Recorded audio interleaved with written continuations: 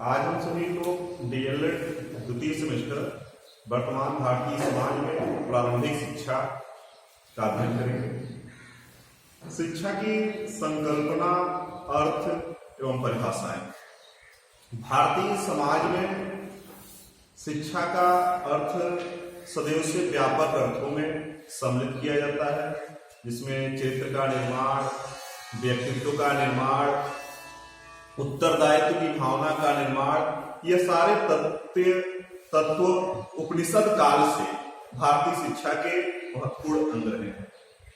उपनिषदों में कहा गया है सा विद्या या विमुक्तय, शिक्षा वह है जो हमारी मुक्ति का मार्ग प्रशस्त करे।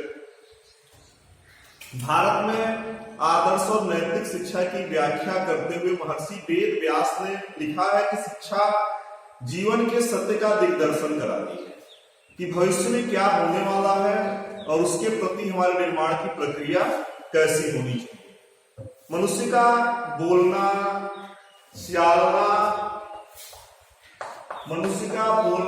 चालना और उसके समस्त संव्यवहारों का निर्धारण शिक्षा से और शिक्षा की पद्धतियों से होती है।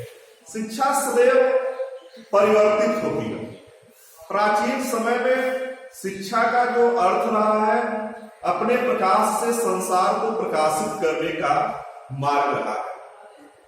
उपनिषदों में और उसके पश्चात गौतम बुद्ध ने अपने शिष्य आनंद को शिक्षा प्रदान करते हुए जो सूक्त वाक्य बताया था, आप दीपो हो, अपना दीप स्वयं बने। गुरु शिष्य को शिक्षा प्रदान करता है, लेकिन उस शिक्षा का हम अपने जीवन में कैसे प्रयोग करेंगे, वह हमारे खुद के प्रयासों से हमारी सफलता निर्भर करती है। अब वर्तमान परिवेश में, आधुनिक परिवेश में शिक्षा का अर्थ धीरे धीरे परिवर्तित हो रहा है। आधुनिक समय में शिक्षा एक बहुआयामी प्रक्रिया है। जीवन में सुख दुख का आना जाना, छोटे बड़े सारे अनुभवों से हम कुछ ना कुछ सीखते रहते हैं।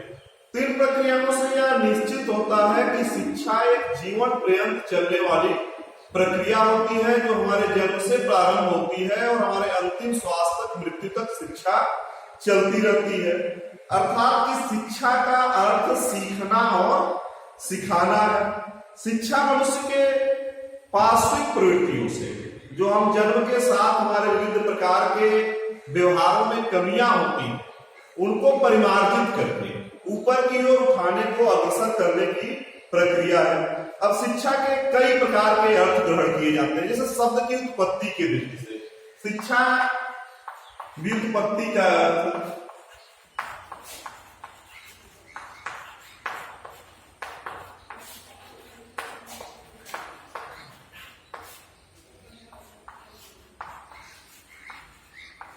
शिक्षा शब्द संस्कृत के शिक्ष धातु से उत्पन्न हुआ है, जिसका अर्थ होता है सीखना या ग्रहण करना। अंग्रेजी में एजुकेशन शब्द से शिक्षा शब्द की उत्पत्ति होती है। एजुकेशन का अर्थ होता है शिक्षण या प्रशिक्षण, यानी बालक जब विद्यालय में प्रवेश लेता है, प्रवेश, प्रशिक्षण और परीक्षा, यह तीनों चरण में बालक कुछ न कुछ सीखता रहता है। दूसरा शब्द लैटिन भाषा का एडुकेयर आता है। एडुकेयर का अर्थ होता है आगे बढ़ना, विकसित करना और निरंतर विकास की ओर अग्रसर होना। भारतीय शिक्षा शास्त्री और शिक्षा दर्शन के प्रमुख विचारक स्वामी विवेकानंद ने इसकी व्याख्या करते हुए कहा था कि मनुष्य के अंतर्निहित शक्तियों का विकास करना ही शिक्षा है। बहुत कुछ मनुष्य जानता है, किंतु उसे व्यक्त नहीं कर पाता है। उचित समय, उचित माहौल मिलने पर व्यक्ति की अंतर्निहित क्षमता का विकास होता है। एडुसियर करते हैं लीड्स। एडुकेयर मतलब ई का अर्थ होता है आउट, ई का अर्थ आउट और डिक्लियर मीन्स बाहर की ओर, यानी कि जो कुछ भी हम जानते हैं वह बाहर की ओर आना, अर्थात बाहर की ओर अग्रसरित करना, अर्थात साथ अपनी अंतर्निहित क्षमता का हम बाहर की ओर जब विकास करते हैं तो वह शिक्षा की प्रक्रिया में आता है। अब शिक्षा का दूसरा अर्थ आता है शिक्षा का संकुचित अर्थ। शिक्षा का संकुचित अर्थ विद्यालयी शिक्षा से है, जिसमें 4 प्रमुख चरण होते हैं: विद्यार्थी, विद्यालय, शिक्षक और पाठ्यक्रम।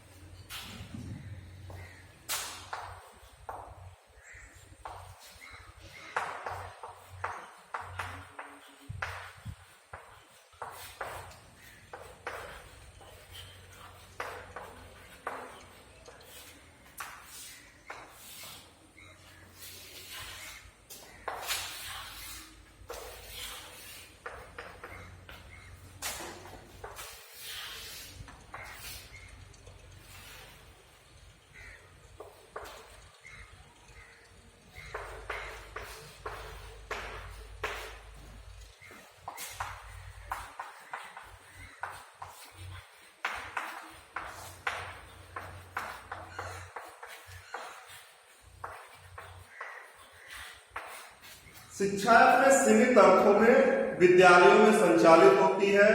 जब विद्यार्थी अपने निश्चित उम्र को प्राप्त करने के बाद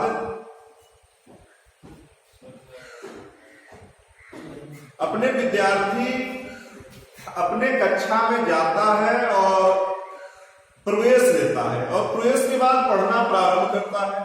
सत्र समाप्त होता है, अगली कक्षा में छात्र प्रमोट होता है। इस तरह से प्राथमिक शिक्षा, उच्च प्राथमिक शिक्षा, माध्यमिक शिक्षा, उच्च शिक्षा के विविध कक्षाओं को उत्तीर्ण करता हुआ छात्र विविध उपाधियों को और डिग्रियों को प्राप्त करता है और विद्यार्थी की क्षमता को विकसित करने का साधन होता है। तीसरा होता शिक्षा का व्यापक अर्थ। जन्म से लेकर मृत्यु तक सारे संबंधों में व्यक्ति अपने घर से सीखना प्रारंभ करता है। व्यक्ति का पहला शिक्षा उसके परिवार में उसकी मां से प्रारंभ होता है। अपनी मां से सीखता है, अपने भाई बहनों से सीखता है, पड़ोसियों से सीखता है, मित्रों से सीखता है। अब इसीलिए कहा जाता है कि मनुष्य के लिए शिक्षा के व्युत्पत्ति में समाज का और सामाजिक संबंधों का महत्वपूर्ण भूमिका होती है कि बालक कैसे लोगों के बीच में रहता है, उसके पड़ोस का कैसा माहौल है, परिवार का माहौल कैसा है। इसीलिए छोटे बच्चों को माहौल प्रदान करने की अनुशंसा वर्तमान में शिक्षा शास्त्री देते हैं। प्लेटो कहता है शिक्षा मानव शरीर की आत्मा को पूर्णता प्रदान करता है और इसकी व्याख्या हम वैदिक शिक्षा में भी पाते हैं। जब वैदिक शिक्षा में उपनिषदों में कहा जाता है जन्मना जायते शूद्रो संस्कारो द्विजो भवति, जन्म से सारे मनुष्य समान होते हैं। वह अपने निहित और अपने द्वारा अंतर्निहित क्षमताओं का विकास करके सीख करके धीरे धीरे दूसरा जन्म पाते हैं शिक्षा के द्वारा। शिक्षा के द्वारा मनुष्य का पुनर्निर्माण होता है, दूसरा जन्म होता है। और शिक्षा एक तरह से मनुष्य के जगत के साथ संपर्क का परिणाम होता है। जैसा अगर एक बालक उत्पन्न होते ही ऐसे माहौल में पलता है जहां शिक्षा का दूर दूर तक कोई रिश्ता नहीं है, तो वह सामान्य तौर पर विकास नहीं कर पाता है। और वही बालक अगर दूसरे अर्थों में हम देखें, अगर एक विकसित समाज में उत्पन्न होता है जहां शिक्षा के माहौल है, विद्यालय है, परिवार के लोग पढ़े लिखे हैं, तो वह बालक बेहतर विकास कर सकता है। शिक्षा का विश्लेषणात्मक अर्थ है। विश्लेषणात्मक अर्थों में शिक्षा एक तरह से सूचनाओं के संदर्भ में है। जैसे विविध प्रकार के विषयों में आप देखें, सांख्यिकी में, गणित में और अर्थशास्त्र में, समाजशास्त्र में रिकॉर्डों के माध्यम से हम अध्ययन करते हैं। उत्पादन, मांग, पूर्ति, वर्षवार और संख्या, जनसंख्या, ये सारी चीजें एक आंकड़ों के रूप में, सूचनाओं के रूप में हम जब ग्रहण करते हैं तो यह सूचना के रूप में विश्लेषणात्मक अर्थ होता है। शिक्षा एक मनोवैज्ञानिक प्रक्रिया के रूप में मनुष्य जन्म से लेकर के मृत्यु तक जैसे लोगों के बीच में आता है वैसा सीखता है, और जैसी उसकी मनोस्थिति होती है। अगर व्यक्ति के अंतरात्मा से सुख अनुभव करता है तो सारी स्थितियां बाहर की भी उसके अनुकूल महसूस होती है, और अगर अंतरात्मा से व्यक्ति दुखी है तो संसार की सारी स्थितियां उसके प्रतिकूल महसूस होती है। यह शिक्षा का वह प्रक्रिया है जिसमें मनुष्य अपने निहित शक्तियों का विकास करता है। शिक्षा एक गतिशील प्रक्रिया है। शिक्षा समय, समाज, राष्ट्र की मांग के अनुसार और शासन की मंशा के अनुरूप सदैव बदलता रहता है। जैसे हम देखें, वैदिक काल में हमारी शिक्षा का उद्देश्य चरित्र का निर्माण, उन्नत व्यक्तित्व का निर्माण, राष्ट्र और समाज का निर्माण और व्यक्तिगत हितों का सर्वथा त्याग था। बाद में जब इस्लाम का युग आता है, भारत में शिक्षा के अंधकार का युग कहा जाता है। पुनः जब हम विकास करते हैं, गति आगे बढ़ती है, ब्रिटिश युग आता है, शिक्षा का उद्देश्य बदलता है। स्वतंत्र भारत में भी सरकारों के साथ साथ शिक्षा का विविध स्तर और विविध आयाम, विविध उद्देश्य निर्धारित होते रहते हैं। शिक्षा एक उद्देश्यपूर्ण प्रक्रिया है। शिक्षा जैसी सरकार चाहती है, तत्कालीन समाज चाहता है, उस दिशा की ओर बढ़ता है कि नौकरी के लिए शिक्षा चाहिए, कि समाज के लिए चाहिए, कि व्यक्तित्व के निर्माण के लिए चाहिए। इस दिशा में जैसे आप देखें, एक समय था कि जब भारत में इस्लाम का युग था, भारत में अरबी, फारसी साहित्य का विकास हुआ। उसके पूर्व में बौद्ध काल में जब राजकीय संरक्षण प्राप्त हुआ तो बौद्ध साहित्य का विकास होता है, पाली भाषा में सारे शिक्षण संस्थाएं चलते हैं। संस्कृत आदि मृतप्राय भाषा हो चली है।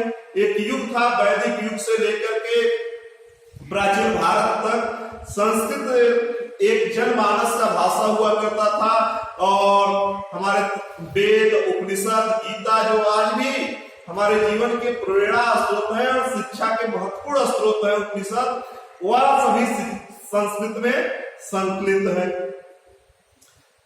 शिक्षा का वास्तविक अर्थ, शिक्षा प्रैक्टिकली होना कैसा चाहिए। शिक्षा एक गतिशील प्रक्रिया है जो मनुष्य को प्रगति के लिए तैयार करता है। शिक्षा कभी भी स्थिर नहीं हो सकता है। देश, समाज और राष्ट्र के अनुसार विविध पाठ्यक्रमों की मांग और पूर्ति हमेशा घटती और बढ़ती रही है। उदाहरण के लिए हम लोग देखें, कभी विज्ञान की मांग बढ़ती है, कभी पर्यावरण विज्ञान की मांग बढ़ती है, कभी मेडिकल साइंस की मांग बढ़ती है, कभी साहित्य की मांग बढ़ती है।